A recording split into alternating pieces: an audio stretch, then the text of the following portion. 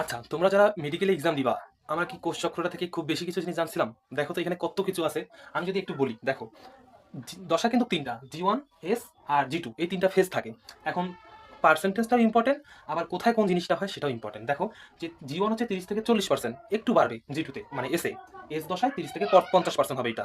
আর G2 তে সেটা কমে কি হবে, 10 থেকে 20%। এটা মনে রাখবা যে এটা হচ্ছে তোমার 10 থেকে 20%। এখন এই চক্রটাতে কিন্তু অনেক কিছু আছে ভাইয়া। দেখো আমি যদি বলি যে সাইক্লিন নামক প্রোটিনটা কোথায় তৈরি হয়, তোমার G1 দশায়। আর একটা কোষ পরবর্তীতে বিভাজিত হবে কিনা সেটা কিন্তু এখানেই ঠিক হয়।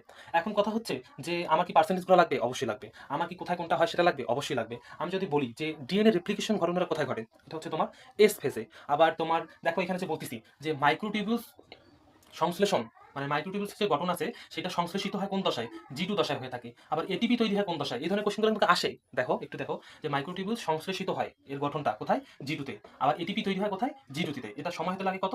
10 থেকে 20%। আবার এই G2 থেকে তুমি যখন আবার এম ফেজে যাবা, একটা হচ্ছে ইন্টারফেজ আর একটা হচ্ছে এম ফেজ। একটা বিভাজনরত, একটা হচ্ছে অবিভাজনরত। ইন্টারফেজটা কিন্তু সবচেয়ে দীর্ঘস্থায়ী পর্যায়, এটাও মনে রাখতে হবে। এটা হচ্ছে 90 থেকে 95%, এটা 90 থেকে 95%, আর এটা হচ্ছে 5 থেকে 10%। এখন কথা হচ্ছে যে এই দশা G2 থেকে যে আমরা এম ফেজে প্রবেশ করবো, এখানে একটা ফ্যাক্টর লাগে, সেটা হচ্ছে কি ম্যাচুরেশন প্রমোটিং ফ্যাক্টর, এই এমপিএফ, এই জিনিসটা একটু মনে রাখতে হবে। তাহলে দেখো তো এই ছকটার মধ্যে কত কিছু আমরা শিখলাম। এখন কথা হচ্ছে যে আমি যে এই সবটা শিখলাম, যে এগুলো জিনিস কি আমি জাস্ট এমনিতে শিখলাম? প্রত্যেকটা জিনিসই লাগবে। দেখো পার্সেন্টেজ লাগবে, এটা লাগবে, এটা পার্সেন্টেজ লাগবে, এটা লাগবে, এটা লাগবে, এটা লাগবে। এখান থেকে এইখানে চাইতে কি হয়, এমপিএফ। প্রত্যেকটা জিনিসই ইম্পর্টেন্ট, কোনটা বিভাজনরত কোনটা অবিভাজনরত। একটা জিনিসে কত কিছু থাকতে পারে, কত খুঁটিয়ে খুঁটিয়ে দেখা যায়। দেখো প্রত্যেকটা জায়গা থেকে কোশ্চেন হতে পারে, এবং অলরেডি হয়ে গেছে কিন্তু এই জায়গাগুলো থেকে কোশ্চেন।